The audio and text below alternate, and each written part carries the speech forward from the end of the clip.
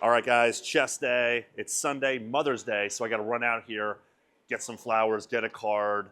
It's one of the necessary evils. I don't even think that women even like flowers. If you guys are watching this, if you're a girl, let me know. Do you guys actually like the flowers? Do you care for the flowers? I know what they really want. They just want like a card full of cash, right? Let's see what we're weighing in at. 234.4. So the bulk is going pretty good so far.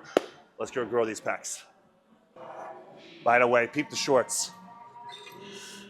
I was very hesitant about the Chinese tariffs.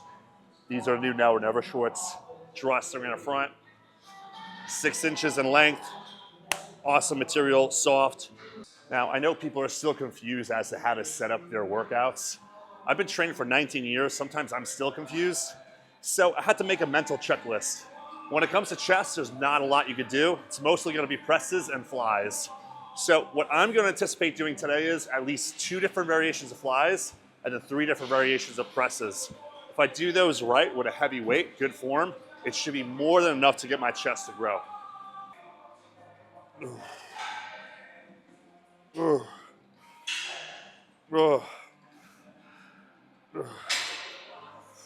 Now these are more of a warm-up.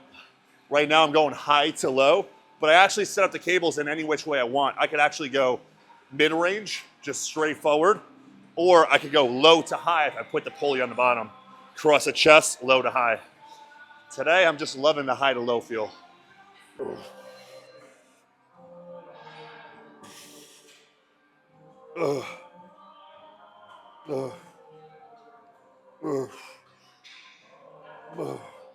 Been getting a lot of questions about when I'm competing. Originally, it was set for Japan at the end of the year in November. Due to some logistics, that's not gonna happen.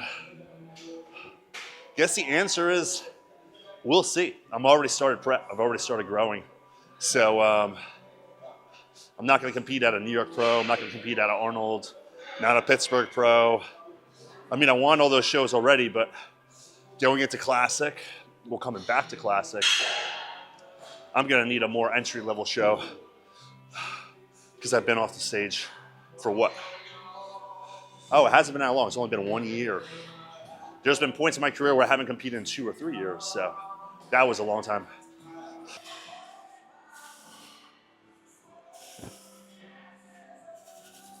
It's actually my least favorite fly variation. The cable fly is my least favorite. I think it's the hardest to activate. I really like the pec deck. Back supported, seated, pec deck. Get a lot more control there. Secondary, I'd actually choose dumbbells over cables. But that's when you're setting up a workout plan. You don't always want to do only the exercises you like. You got to do the hard stuff, the challenging stuff. And that's how you're going to improve year to year. All right, second exercise, which is really the first exercise. We have an adjustable bench. Now, let's be honest.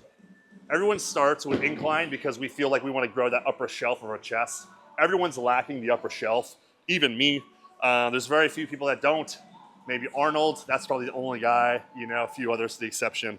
But it's either you have a phenomenal upper chest or you don't. But we could try to mitigate that by using incline. Although I've been doing incline for 18, 19 years, haven't really seen a lot of growth in my upper chest. But I'm not willing to find out what happens if I don't. The reason I'm choosing dumbbell over barbell is because I've been a little wonky in this elbow lately. So dumbbell gives me a little more control, a little more play, whereas the barbell is very stiff. So if you are dealing with joint pain, you should try using dumbbells instead.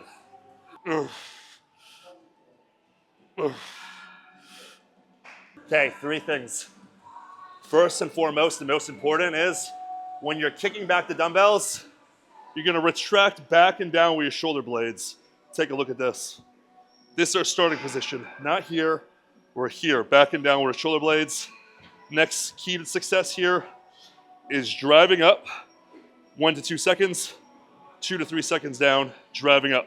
So we want to use a very good tempo and get enough range. We're actually stretching out that pectoral at the bottom of the movement instead of keeping it to a strong top range. Really go down, force yourself to be uncomfortable a bit.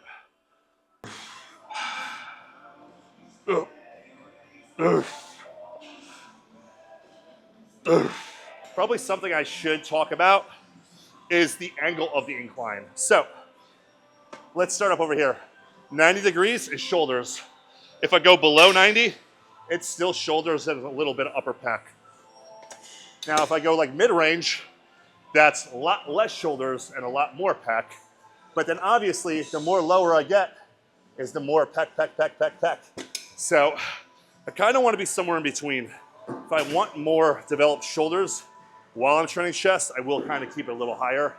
But I like to just be at the perfect, like halfway point right here.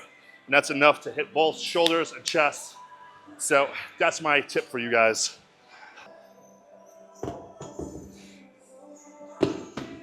So in the pursuit of muscle, I'd always have the dumbbells perfectly in line right here.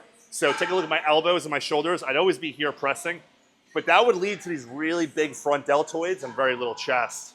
What I've been trying to do lately is to go from this starting position to kind of keep my elbows a little bit more tucked to my side, okay? So I'm not totally in line with my rib cage. I'm not totally 90 degrees. I'm somewhere right in between at 45 degrees, trying to scoop and press as I press upwards. Let's give it a shot.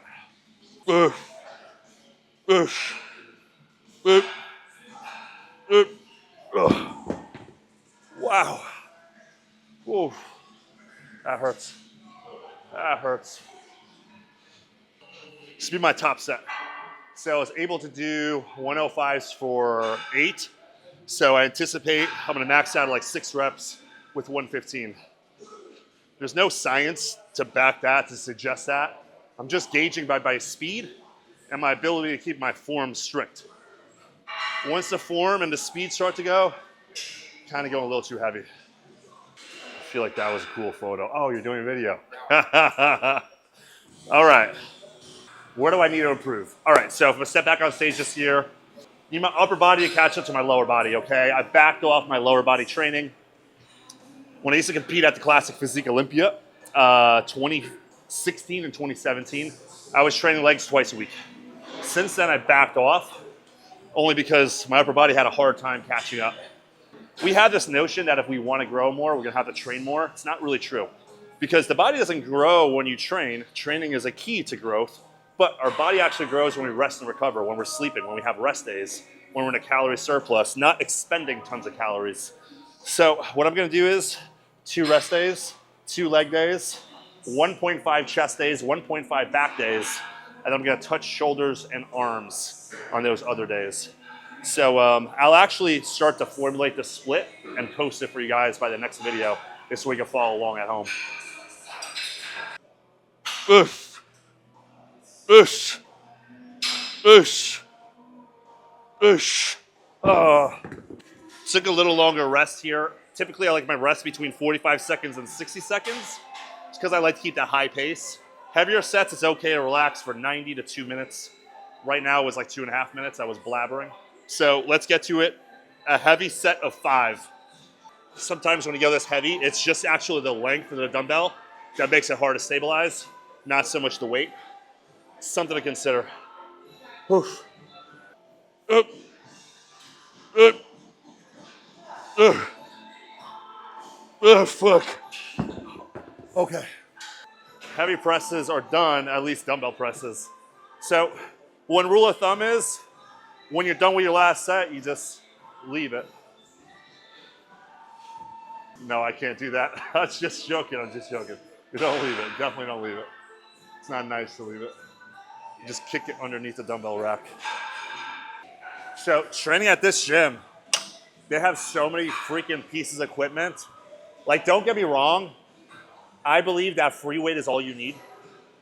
Now, that doesn't mean you avoid the machines, but machines don't replace free weights. They're in addition to free weights.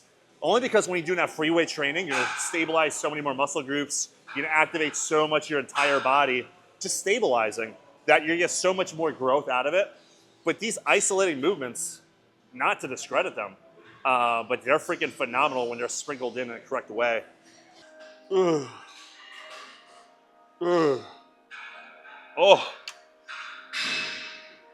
This is the coolest thing about this machine, is you can really go deep. So you can actually go behind your chest, which is great. Super light though. All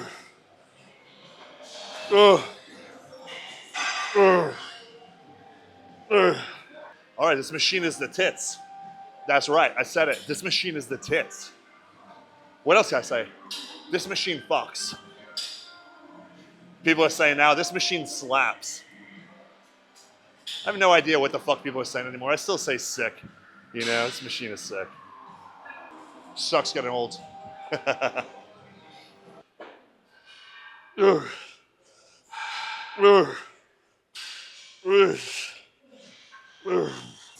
Nothing beats free weights.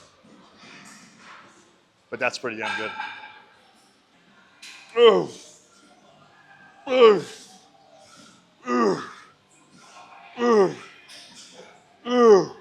Some of these sets were a little light. So what I did was actually slow down my tempo to make a lighter weight appear heavier. Now that's a good tip for you guys. You don't always have to increase the weight. You can always do things to make things harder. You could do pause presses, you could do slow tempos, you could do, you know, like top range partials, full range, and then short range partials.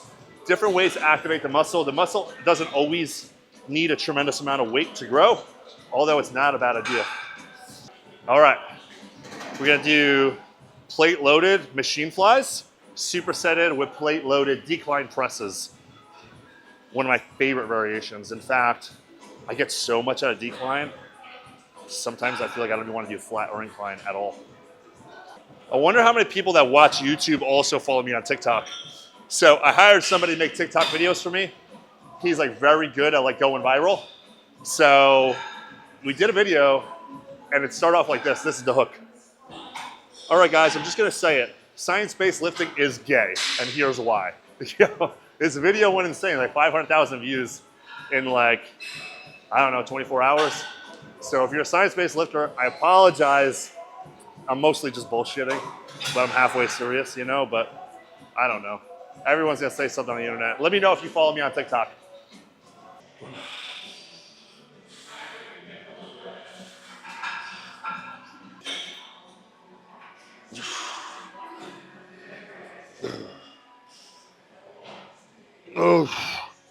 Yesterday was the Pittsburgh Pro.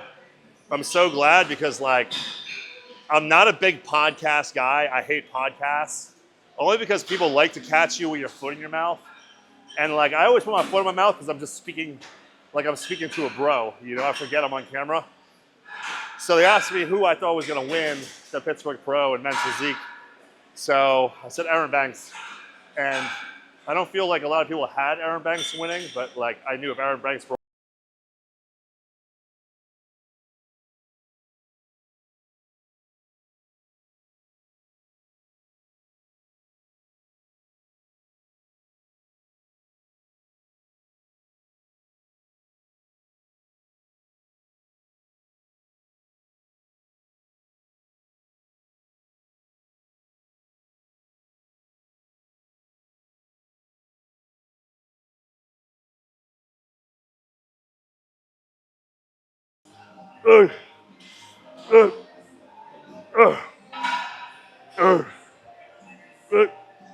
Love decline presses.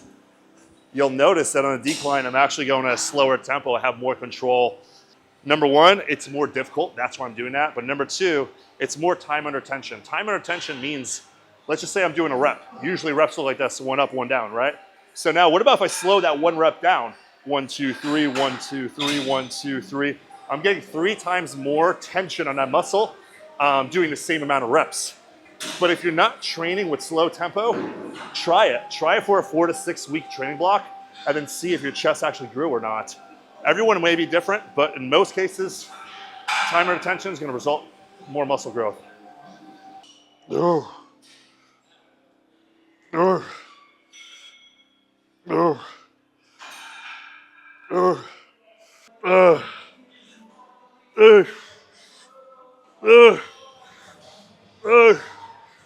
Warm-up set, 10 to 15. Like kind of heavy medium sets, 10 to 12, 8 to 12, somewhere there.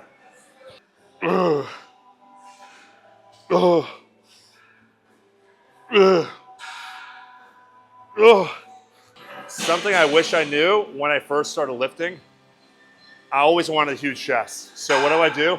I go into the gym and do like 28, 32, 34 working sets. And my chest would never grow. It's just because it's too much. So try doing 15 to 20 sets, working sets per chest day, and kind of gauge those results and collect that data and see if you actually grow or not. I think you'll be pleasantly surprised. I'm about to break all my rules. In the beginning of the video, if you made it this far, I said I'm not gonna do any barbell work. I don't wanna jinx it, knock on wood, but my elbow's feeling pretty good.